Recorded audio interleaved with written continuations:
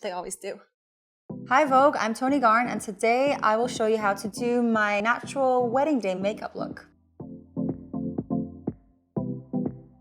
I am married, actually, but I just did the small courthouse thing. When I did get married, I did it myself. So I'm gonna walk you through the small little natural things that I did on my Yes, I Do day. First of all, this is actually how I started my day. I ran around the house with a mask under my eyes for a few hours. I was very, very nervous. So this is quite authentic. First, when you start with the mask, just to relax your face and make all the puffiness go down, then you can start with covering everything up. So let's get going. I like to start with nothing that's too heavy, especially for my wedding. I didn't want to have a huge cover up, so I'm just going to use a tinted moisturizer. Sometimes you need 2 dots. I think on your wedding day it's allowed. Go a little crazy. I love making this little guy wet because everything kind of stays better.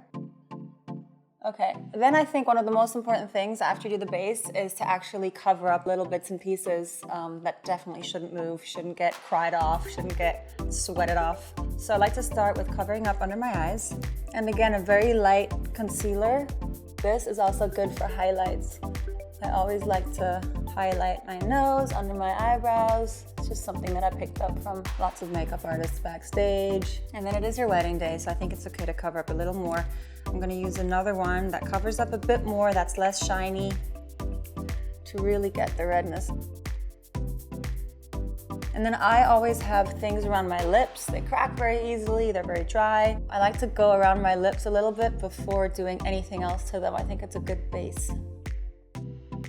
It's important to use a little bit of powder and just kind of get it everywhere.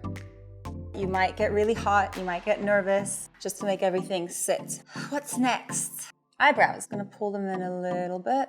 For me, it's important because I have eyebrows, but they're kind of more in the middle. They don't really pull all the way through. I like to add in here at the front. The most important part for the eyebrows actually comes now, which is the brushing it through. And again, I think this is something that I've seen my friends do completely different. They kind of always go with the direction of your eyebrows. In fashion, somehow they always go up. They always go up, up, up. They even put gel in them, make them go up like crazy, so I can never pull them to the side. I always push it up. Okay, now the most important thing for me always in my life, mascara. And before I do any mascara, I have to curl these babies because they don't stay up. And I remember on my wedding day, I would just sit there like this for 5 minutes. You can push as hard as you like, but do it a few times and then really carefully let go. Really carefully, and then see, okay, they're all loose, then remove. I've seen some really bad mistakes backstage with girls going like this while they were on here, and they do not grow back quickly. And then you just go for it. I'll talk to you guys in 20 minutes. I'll be doing this for a while. I actually do my mascara first because it's so messy. With mascara, I'm just more is more. So I do the bottom. This is when all the girls have the beautiful face. I don't know if any girl does it differently than this, but I don't see how. All right, ta-da! Now you gotta clean up. And I do the good old spit is best. So I'm gonna give it a little bit of an eyeshadow around the eyes, not too much. So I'm gonna start with a little bit of gold contouring. Whatever I do on the eye, I always love to pull it around. I just feel like it makes the eyes pop. I think you can take a little bit more darkness, like a brown gray. It's like a little bit of a darker tone to make it pop. This is what I did. Most important thing is the eyelashes, and you just saw me do it for a second. After I use the eyelash curler, then I do the mascara. I still walk around the house like this for a while, just to make sure they stay up.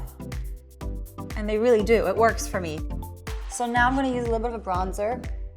I think it's really important that you really go into the roots with whatever you do so that there's no like ending to the makeup, beginning of the hair. But I think it's also important that you don't do too much because it is your wedding. You don't want to overdo it. You don't want your parents or anyone to be like, who's this? I do like lip pencils. And then I'm just gonna follow my lips with it. And I'm just gonna go around it and then fill it in after with a similar color. It makes it stay. For me, it's very important for every look I do to have like a really beautiful nude lipstick as well in my kit, so it always can tone down whatever color you put on. You do kiss a lot during a wedding, so you don't want to have too much on there. And then also what I love to do, I think this is another thing we learned during shows, The last thing was always you had like a thing on your face and you walk around like this. It's a good trick because then everything stays a bit more smooth. You still have the color, but it's not gonna, you know, go falling. Put like a light little bun in the back or something pretty. Ta-da! All right, so this was my how to do my own wedding day makeup look. I hope you enjoyed it. Thank you all for watching. Hi Vogue, this is Toni Garrn, and if you enjoyed this and would like to watch more videos, subscribe here.